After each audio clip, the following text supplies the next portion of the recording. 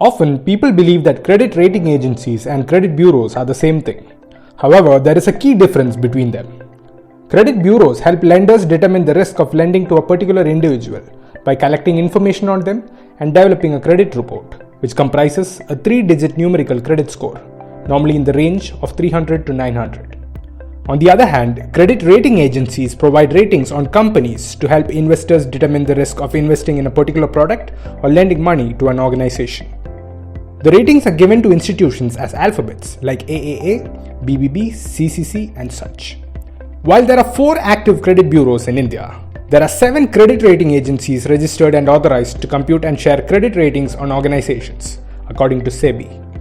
Although the two terms are used interchangeably in daily practice, keep in mind that credit rating is used when referring to the score associated with businesses, and credit score is used when referring to individuals.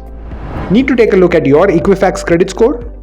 Well, all you need to do is sign up at the MyMoneyKarma website. We provide free access to your credit score, your detailed credit report, and personalized advice on how your credit can be improved.